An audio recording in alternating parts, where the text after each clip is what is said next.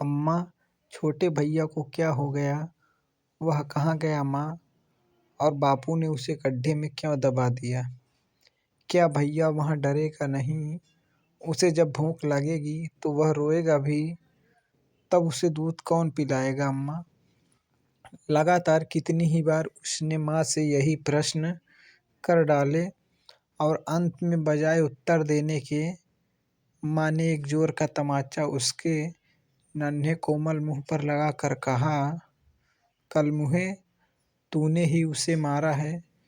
जब से तू पैदा हुआ है, एक को नहीं तीन तीन को खा डाला है, अभागा कहीं का।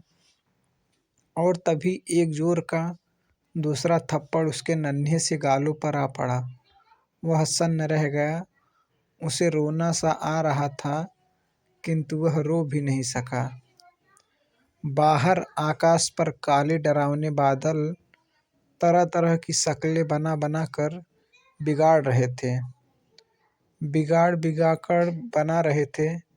उसे लगा मानो बादल आकाश पर नहीं उसके गाल पर रेंग रहे हों। हतबुद्धि सा वह अपनी माँ का मुँह देखता ही रह गया। अभागा मुन्नू। हाँ, उसे मुन्नू कहते थे सब, हालांकि उसका नाम मनोहर था। माँ के इस व्यवहार से मुन्नू, हाँ, नन्हे मुन्नू के दिल पर गहरी चोट लगी और वह अनमना सा होकर वहाँ से उठ गया। आज से 6 साल पहले जब मनोहर पैदा हुआ था, तो हरि गोपाल बाबू ने मुहल्ले भर में लड्डू बंटवाए थे।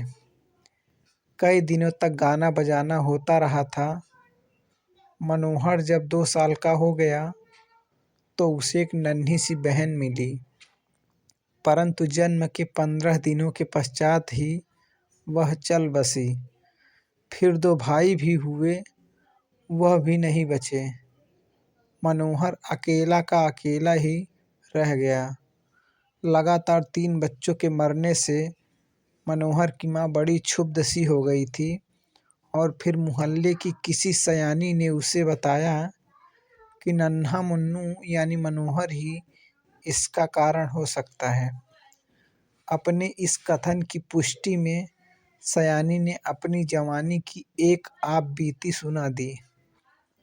सयानी ने कहा, मुन्नू की माँ, तू क्या जाने, जब तेरी उम्र की मैं भी थी तो मेरे साथ भी ऐसा हुआ था।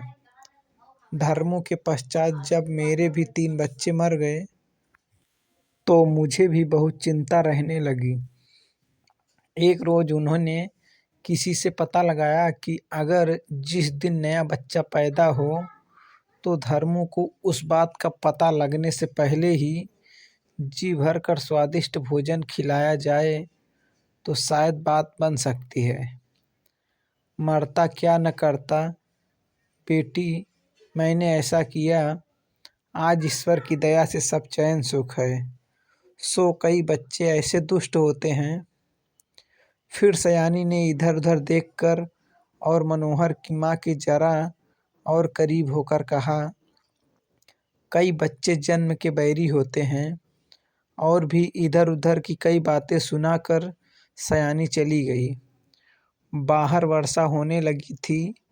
मुन्नू की माँ चूल्हे के और पास सरक गई और अनजाने ही उसका ध्यान आग की लपटों में उलझ गया।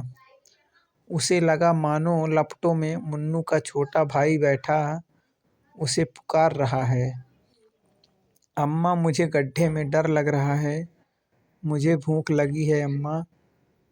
अम्मा। फिर उसे मनोहर का ध्यान आया। हाय, मैंने मनोहर को क्यों मारा? उसे लगा मानो मनोहर भी उससे छीना जा रहा है। एक अजीब सा भय, अजीब सी धड़कन से वह कांप उठी। वह तेज कदमों से बाहर गई और उन्मत्त सी इधर उधर कुछ खोजने लगी, परंतु वहाँ कहीं भी मनोहर उसे दिखाई नहीं दिया। वह पागलों की भांति भीतर आई, परंतु मनोहर का कुछ पता न था।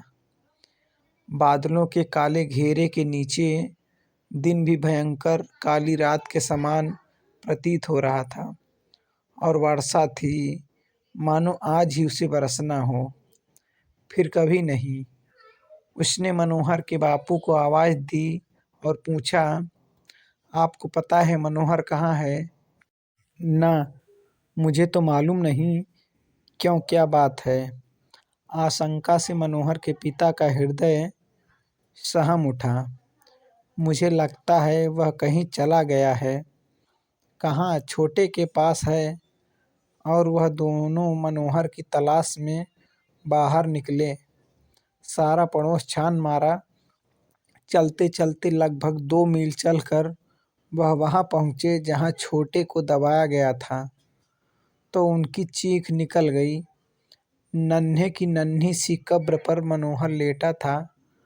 पास ही एक पत्थर भी पड़ा था, जिस पर शायद मनोहर ने सिर रखकर छोटे को पुकारा था।